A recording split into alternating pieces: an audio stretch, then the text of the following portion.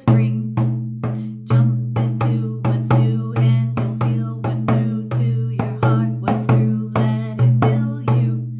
Fill you with the spirit of growth and love and light. For we are here to share our love and light with all around us. With all around us. First we have to clear away all the darkness that might be blocking our light from shining through.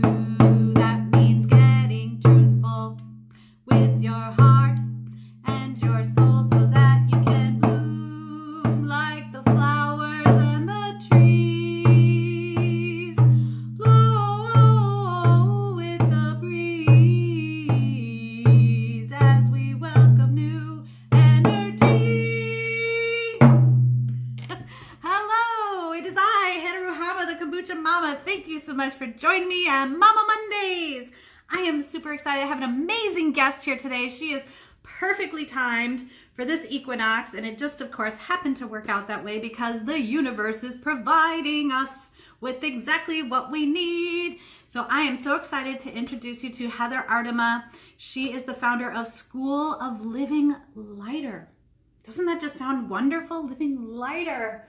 Oh, just saying it makes me feel lighter. And of course, we are now tipping into lighter time. So this is really wonderful.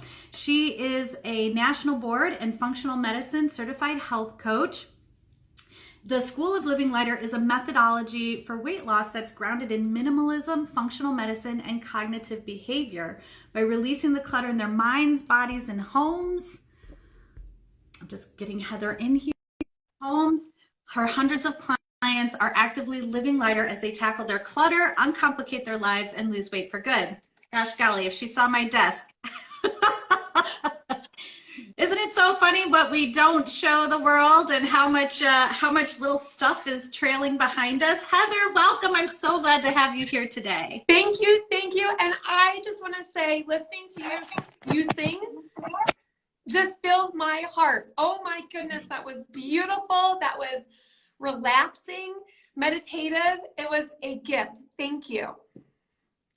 Thank you. I'm so glad to have you here. You know, I think we all have the gift to channel spirit whenever we tap in and tune in, and that's all I'm trying to model here. I am by no means a perfect singer. I just love to share my light, and I'm excited you're sharing yours with us today too. And you are just glowing and radiant. So Heather, tell me a little bit about your journey. You obviously didn't start with the School of Lighter Living. How did you come to this modality? What a journey. What a journey. So I will tell you, my friend, I had some heavy years. I spent 20 years in corporate America, and not that corporate is heavy for everybody, because it's wonderful for some people. But I spent 20 years trying to be somebody I wasn't, and trying to show up, playing the game, and not really liking who I was at the end of the day. And I call it my corporate clutter, because clutter is anything that gets in between you and the best version of yourself, or the way you want to show up. And so once I addressed my corporate clutter, once I found the courage to walk away from that, my life immediately began to get lighter and lighter and lighter. That sounds amazing. And you're right, like people find what works for them. And I think what's been so interesting about this pandemic is sort of the light it has shown on what do we truly need. And I think to your point about corporate clutter, and again, not to say that all corporations don't have any value. Of course they do. We depend on them for every service that we take advantage of in this modern world. But how interesting it's been that people have been able to explore, what is it like if I don't have to go to the office every day? Am I able to maintain productivity, or do I need to be in that focused space in order to show up and give my best?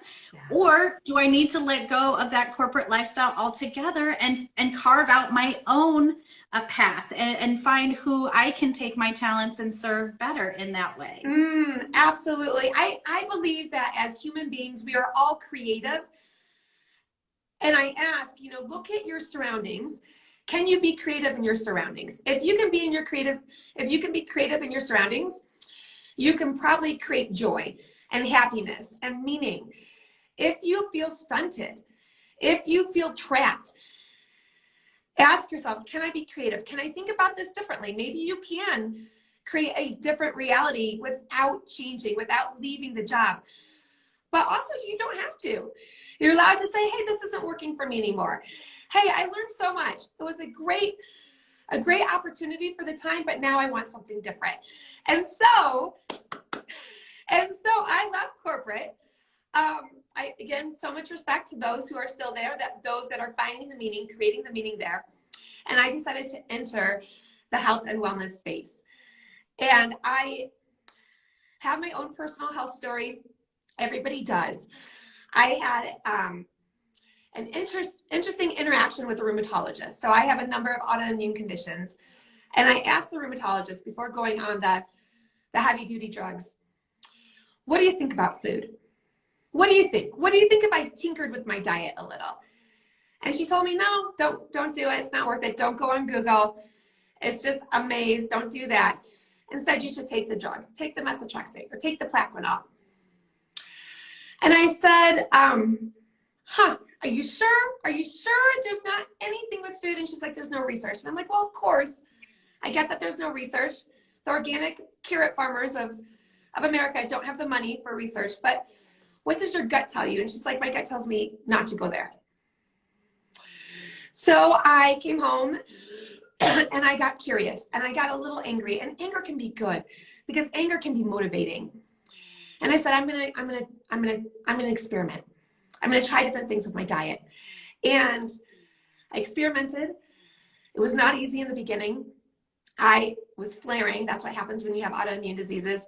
I was flaring right and left. But after 31 days, all of a sudden my flares went away. And then the rest of that year, I only had 3 major flares after having flares every single day, just by changing my diet.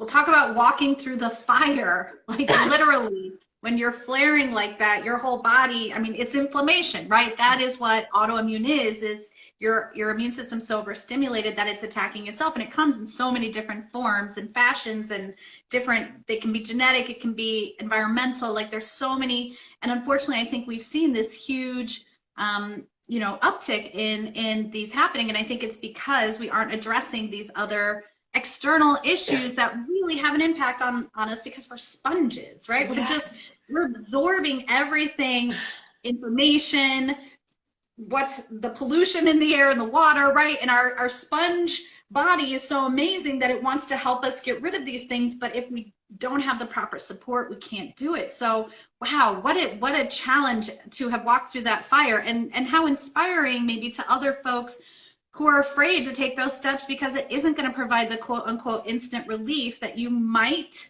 feel from some of the pharmaceutical treatments. I know they don't always provide the relief that folks think they will, but so what then happened on your journey? So 31 days, you're coming out the other side? Oh my goodness, I used to take pictures of my hands because I get a lot of flares in the knuckles, and I'm like, I can't even see my knuckles. And I'm like, am I imagining this? So I would take pictures of my hands, and I remember going to work trying to type. I sat in front of a computer all day long, and I would have to one-handedly type. It was just, and it was painful. It's like the knife edge that's just sawing back and forth wherever the flare is happening in your body. I'm grateful to say that this is not my reality anymore. And I changed my diet 10 years ago. I was 37, I'm 47 today, changed my diet, and my life has transformed dramatically. Now, I didn't think I was an unhealthy eater. I didn't eat fast food, so I thought I was pretty healthy. I was pretty good. But here's the thing, because our bodies are also unique, what might be healthy for somebody could be really unhealthy for the next person. And so a lot of the foods that I was eating, tomatoes and peppers and nightshades and garlic and onions, these are things that don't respond well in my body, along with traditional things like gluten and grains and dairy. And so when I got really curious about food, and I decided to not make it personal, because so often when we think about changing our diets, we make it really personal and we make it mean all kinds of heavy things. And I told myself, I just want to go light. I want to go light. I've had so many times in my life where food and weight have felt heavy, really heavy. So I'll tell you, Hannah, I was a junior in high school when my track coach pulled me aside and he said, Heather, if you want to have a successful cross-country season in the fall, you need to lose weight. And it was just the two of us. We were pulled off to the side, and I felt like I was kicked in the stomach. I was mortified. I was so embarrassed. I did not tell my parents. I did not tell my sisters. I did not tell my friends. I just took it inside. It hurt because he was right. I had put on some weight over that winter, and it was going to be harder to get faster times with more body weight. After crying to myself, because we make these things so personal, I lifted myself up and I said, okay, I'm gonna have an amazing summer before cross-country season. I decided to skip breakfast. It's called intermittent fasting. I did not know it then, but I had early swim team practices and things like that. And I said, I'm gonna do 2 meals a day, 2 delicious big meals a day. We'll see what happens. All the weight came off. So I had a great cross-country season, but guess what? The weight goes back on. You know, I graduated with the weight back on. Then I go to college, I gain even more weight. I tried to exercise it off. It just, you know, it's the diet. And I looked around at all my friends in college and I'm like, I don't get it. They're eating burritos as big as their head too. Why am I the only one gaining weight? Or they're drinking at 2 in the morning. Why am I the only one gaining weight? Instead of asking myself, are these things serving me? Do I feel my best when I put these things in my body? And so when I changed my diet 10 years ago, my weight leveled off and really responded well to the things that I let go of. These are foods that are distractions because they were removing me from life, because they were giving me flares, they were putting on added weight. So when I let go of those foods and I didn't feel restricted, I didn't feel deprived, because my focus instead was on feeling amazing. My focus instead was like, oh, well, I can't have that bagel with gluten in it, but I can have this gluten-free bagel and it's just as good, or it's almost as good, it's good enough. And so instead of trying to make things exactly the same, I decided to open up to new possibilities and new reality. So the weight came off, my autoimmune flares basically disappeared, and I knew I needed to be in this health and wellness space. I love helping others find lightness in their life, getting curious about what are those things that are weighing you down, what are those distractions, and how can we let go of them? Because when life gets lighter, everything gets lighter. Our minds, our hearts, our bodies, the scale, everything. Well, and what I love what you just said is sort of how we think of trust your gut. And what we mean by that isn't trust your taste buds, because we know there's a lot of chemicals and addictive things that they put into the food supply purposefully to get you to keep buying their permutations of wheat, corn, and soy, right? Because those are the subsidized crops. And they do that with weird chemicals and flavor additives and preservatives. And all of those things have, you know, if they're there to help the food sit on the shelf for a longer period of time, what do you think they're doing to your body, right? And we don't think about that because we've been so trained by grocery stores to oh, well, you want a long shelf life because you don't know how long it's going to take to finish something. And we're not used to having fresh food. But trust your gut isn't just, you know, trust your taste buds. It's how do you feel when you close that feedback loop? And so for anyone out there who's struggling to understand that feedback loop, I feel like kombucha, you know, any sort of fermented food is going to have a very quick feeling within your body that's going to help you identify, oh, when I put this in my body, here's how I feel. And that is what I need to focus on instead of, is my mouth entertained only, right? Because even if that gluten-free bagel doesn't taste exactly the same, you're still engaging in that experience. You're still able to have what makes your body feel good. And I love that you opened your mind about it, because I think sometimes we feel, like you're saying, the sense of deprivation, I'm not allowed, I'm missing out on something. And that FOMO really keeps you held in this pattern where you're consuming foods that really don't do your body justice. And the other thing is, for some folks, when they get to the other side of autoimmune, sometimes they can re-add in some of those foods that maybe had a negative impact because they were out of balance in the way they were consuming them. And so I think, to your point, it's not, you know, never focusing on the lack, it's focusing on the abundance of all the other choices you have available to you. You just said something magical. You talked about the FOMO that we'll experience, and it's so human. So if you're feeling FOMO, just know it's totally normal. Don't blame yourself. Give yourself some grace. But here's a tip that I have for FOMO, because I used to, when it came to bagels, I was a bagel and cream cheese girl. I could eat 4 in a row and still, oh yes, no, 4 large bagels and still want another. And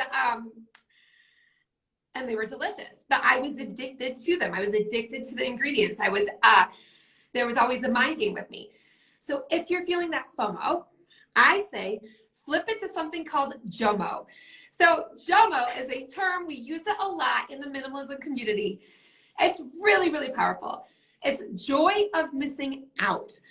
What is the joy of not eating those 4 bagels? I will tell you, not feeling swollen, not swelling up, what's the joy of not drinking alcohol at 2 in the morning? Wow, you can wake up the next day feeling amazing. Or I used to always get acne right on the middle of my forehead when I would drink alcohol. Guess who doesn't have to deal with that anymore, because I've let that go. I joke, I say the only alcohol I drink is in my kombucha, because there's a tiny little alcohol, right? And I can feel it because my body has been so cleaned out now. But again, not because of deprivation, not because of lack. It's this abundance of feeling so much lighter, so much better. And so to me, it's not heavy at all to eat intentionally now or to nurture myself intentionally. It feels very, very light, and it's accessible to all of us. I'm just loving this conversation, and to dive us a little bit deeper. So what is clutter, right? Because sometimes we've seen like, oh, the most, if you looked at Einstein's desk, it was all cluttered, or you see people who have, and it's just part of a genius mind. So is that clutter? If it, like, what does this mean? My mom is 79 and she tells me, I need my clutter because it's what makes me creative. And then she'll spend 30 hours looking for her car keys and she has no time to be creative. And so I think that there can be a balance. If you want a lighter life and the clutter is weighing on you, all the physical stuff, you can still keep a clutter corner, right? Like that's okay. Don't use this as an excuse to not lighten your life in other areas. Maybe your entranceway can be cleaned up. Your living room, the space where you spend the most time, lighten those other areas up first, and then decide if you want to adjust your desk with all the clutter and so forth. But clutter is not just a stuffed closet, or it's not just countertops full of things. Clutter really truly is anything that gets between you and the life you want to live. So you were talking about the food industry a moment ago, and you were talking about the additives and the natural flavorings and all of these things designed to make us want more. Those foods are clutter. They're cluttering up our bodies. Our bodies don't know how to perform with that clutter inside. Now, can we never eat these things? No. I'm human living in a human world. And with the plethora of options, let's be realistic. And so to be realistic, this is what I like to do with my clients. So I'm a weight loss coach. I don't say, oh my gosh, no sugar, ever, ever, ever, even though we all know sugar is bad. What I want my clients to realize is that they can live in this world and trust themselves with sugar. So we have splurges, we have exceptions. It's actually, it's basically a test. Can you plan the sugar, eat the sugar, not feel any frustration or shame or regret afterwards, fully enjoy the sugar, and not let it get you off track? When you can do that, you are so on the route to letting go of any of the extra weight. And so sugar is a clutter. Yes, it's clutter in the body, but sometimes there are certain things that we want to make room for, we want to make space for, because we're human and they're yummy. And so it's the food, it's the stuff. Clutter is also sensationalism. So when you walk into a home, is your news on 24/7? Is your TV spewing fear and hatred? Because that is another form of clutter. What else is clutter? our thoughts, most of our thoughts are negative. Most of them are a repeat of yesterday's. Most of them are victimizing. And so when you notice a thought in your head, a sentence in your brain that is saying, life isn't fair, and this should have happened, and he should have done this, and she should have done that, pull back and find your power. We can all do that. And so our thinking, I think that is where most of the heaviest clutter resides. But we can all learn how to think on purpose so that we can feel better. So those are just some forms of clutter. I like thinking about it as mind clutter, body clutter, and home clutter.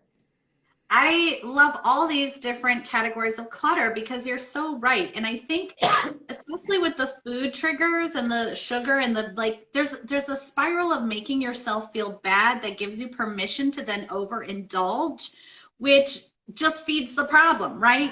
And so even when we did our 30-day kombucha challenge, like halfway through the challenge or 3 weeks in, we're like, now go back and have that diet soda now that you haven't been having it and see how it tastes now that it's been out of your life. Yeah. For no particular reason, I've just decided to stop drinking coffee. And there are days when I'm like, I really want to have coffee. And I'm like, I can. But you know what? I'm choosing not to right now. So I'm just going to find something else. Now I'm enjoying my turmeric latte powder. Now I'm having my Sip Herbals chicory, coffee substitute that has prebiotics in it, right? So it's opening me up to have all these different options available instead of just going to that old familiar place. And you're right. It's not, yes, there's a part of me that's like, I want the thing I always have because it's easy, familiar, and ritual. And yet when I allow myself to be free of that, so many other options and choices that can come in. And definitely with the mental clutter, it is so challenging. Do you have affirmations or how do you, it's easy to say, let's shift our perspective and get into our power, but how do we actually take those steps to do that? Well, so one of the things that I like to do, and I will laugh at myself too, Hannah, because I'll find myself being the victim. And when I wake up to it, I'll be like, oh my gosh, you are not a victim. You are not a victim. And I remind myself, and it's no judgment because I know as humans, we all do this. So I'm not judging myself. I'm not going to layer on an extra layer of clutter thinking I should never be a victim, right? Like, shame on you. No. We are human.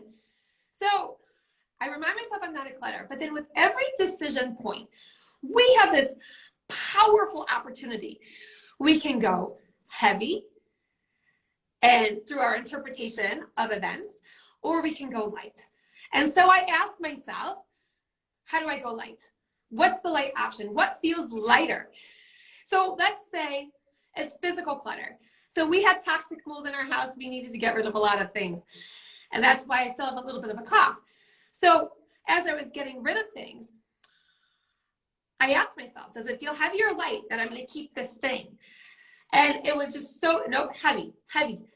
Anything, like any chance of toxic mold, get it out. Mental clutter. I could think, oh my gosh, I'm coughing so much. I shouldn't do any lives or interviews. But that's mental clutter. That's mind clutter. Because this message is what's important, not whether I'm coughing or not. So it allows me, because I'm human, I'll have those thoughts of, I'm going to cough. Who cares, right? Who cares? And that's just me staying stuck or not sharing things that will benefit others.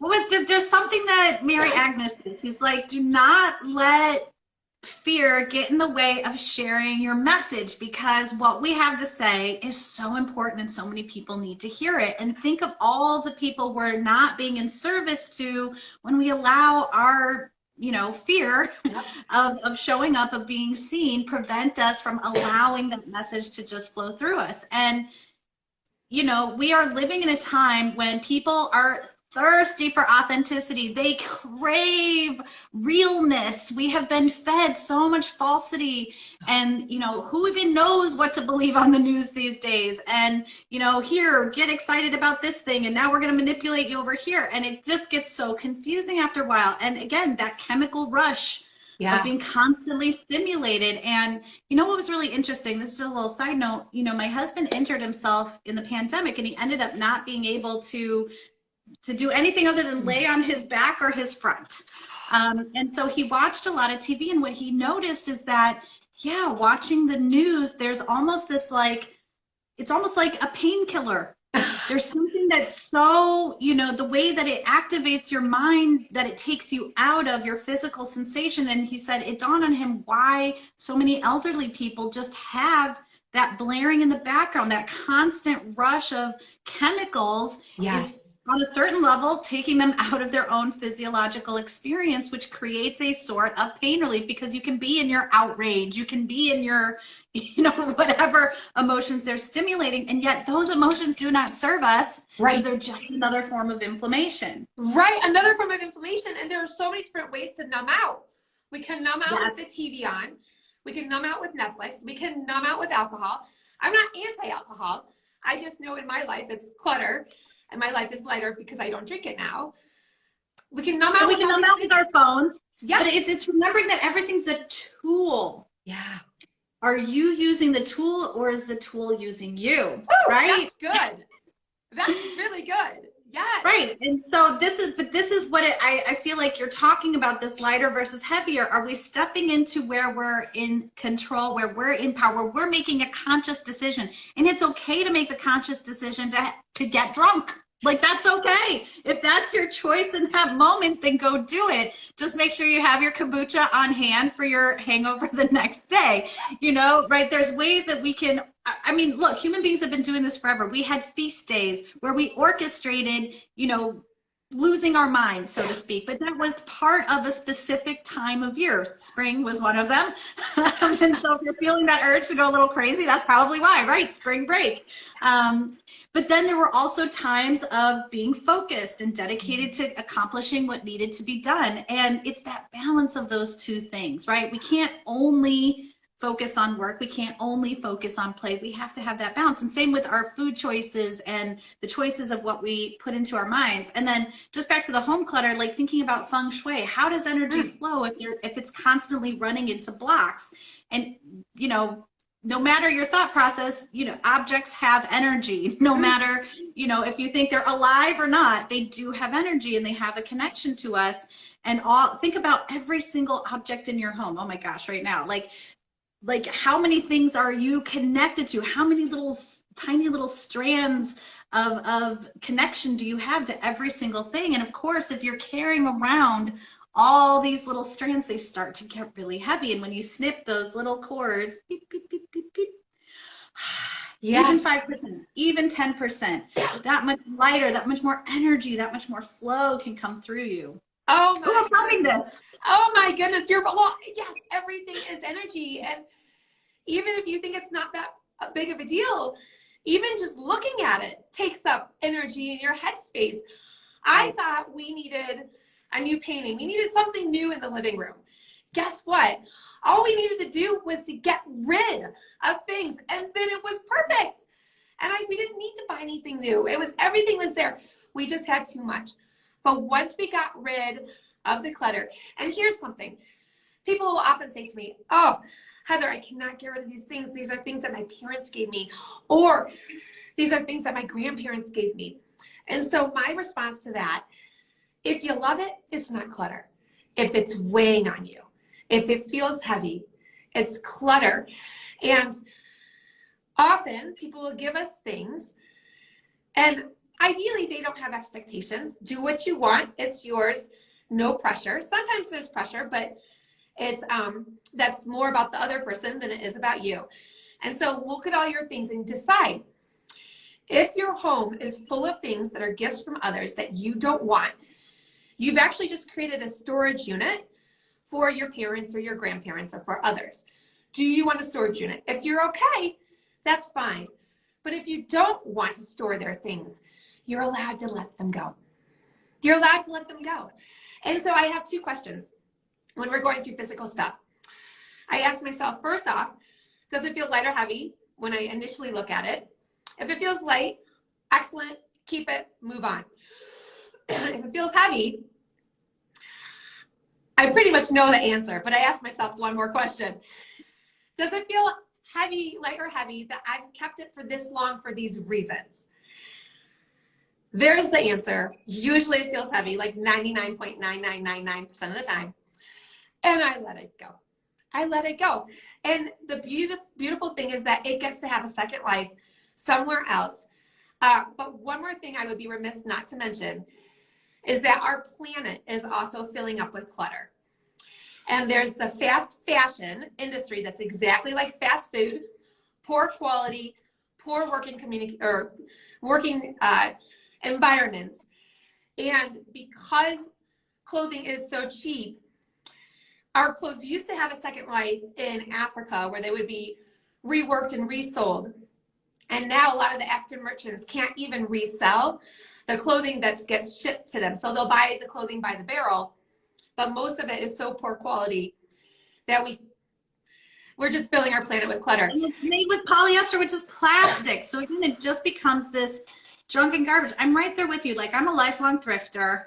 Maybe that comes from my, grandparents being in the Depression or whatnot, right? Because all these things you're talking about, these physical objects, we also can carry emotional trauma. Right? Epigenetics shows that we can carry trauma, and even if you think you aren't, you often are. Or we carry their habits because we're sponges until, when we're really young, and we will unconsciously pick up habits and patterns that aren't really ours, but are just a replay of the things that we were surrounded by. And so, this is the unfortunate outcome of living in a capitalistic society that teaches you the bottom line is the only thing that's important. Cheap, cheap, cheap. And quality over quantity every day of the week. It doesn't matter if it's your food. It doesn't matter if it's your clothes. It doesn't matter if it's the people you're hanging out with or the shows you're watching, right? Curate your life. Don't just let it be a slurry of whatever garbage happens to cross your path. And you know what? The beauty's in the details. The beauty is in the thoughtfulness. The beauty is in intentionality. And when we're just on autopilot, which is easy to do in this world, we miss out on that chance to create intentionality, to create these little moments of meaning, of ritual, of beauty, of power that can last in our memories far longer than an object. And that's what's most important, I think, is creating that intentionality, life on purpose. Well, and I know that you have a really tremendous summit coming up soon. I'm so excited to tell people about this because people are probably thinking, okay, I'm hearing your message loud and clear. I want to do this, but where do I start? I still feel a little overwhelmed. I'm not sure how to dive in. Tell us about how you're going to help everybody figure this stuff out. Thank you. Thank you. So we have a summit, my partner, Dr. Aardema, out of Homer, Alaska, and I have a summit. It's actually launching today. Now, there are a lot of summits out there because you could say, is this just more summit clutter? You could. And I would respect anybody that would ask that, frankly. No, my answer is it's not clutter, and here is why. If you want a lighter life, if you want a better life, if you want a stronger, more fit life, fill in that blank, like whatever life that is that you want, that you don't currently have. Habits are what will get you there. Habits are the means to the end. Habits are something we all have access to, but most of us forget about that and we don't deploy them intentionally because we're living on autopilot. And so therefore life is happening to us instead of for us, and we're living by default instead of by design. So there are a lot of habit books out there. Atomic Habits, Tiny Habits, and they're great books. I've read them all. But here's the thing. It goes beyond little small changes. Now, those are key, but there's so much more to the story. And if you are in a state of fight, flight, freeze, any habit that you want to embrace is not going to stick. And so what my partner and I decided to do is we decided to talk to behavior change specialists in the habit world. And then we also decided to talk to functional medicine practitioners, people who understand root cause issues, who understand health in a very powerful way. And we overlap the two. And so the summit is called Healing Habits. It is free. It's online. It airs today through the 27th, the 21st through the 27th. And there are so many good interviews. But even if you just find 2 or 3, 1 or 2, there is so much wisdom and action in each interview that it will be worth your time. Your life will transform by watching a few of these interviews. And I just love that, because I hear you. There are so many summits, there are so many things we can spend our time on, but I feel like what this does is it frees up. It creates space, because sometimes it's really hard to see what to do next when there's too much occluding your view. And by allowing ourselves to gently take some of those veils away, we have more clarity, we have more purpose, we are out of the quandary of what am I doing next, and we're focused on here's the path forward. And I think especially in a world that's as confusing, mixed up, and full of choose your own adventure, right? We have so many ways we can frame our life and what we're doing with it that, this sounds like for anyone who's, myself included, who has any sort of habits that might be preventing them from being fully present in their day, this can be really helpful. Yeah, we explain the science behind. It's basically an art and a science. But here's the thing. Why does this happen? Why do so many of us say, oh, I want to lose weight, or I want to get better sleep? And we will vocalize that, and then we'll self-sabotage. Why the heck do we do that? Well, we know why, and we tell you why in this summit. And there's so many nuggets like that. So when we self-sabotage, what we do is we're really passionate about a new behavior change, but we're equally passionate about staying exactly where we are because of some deep-rooted assumptions. So if we're able to peel back those layers of the onion, so much change is possible. So much change. And of course, we spoke to people who are much more eloquent than I was just now. But this summit actually does have the power to change your life. It's not just more information. It is all about action. It is all about epiphany. It is all about aha and wisdom.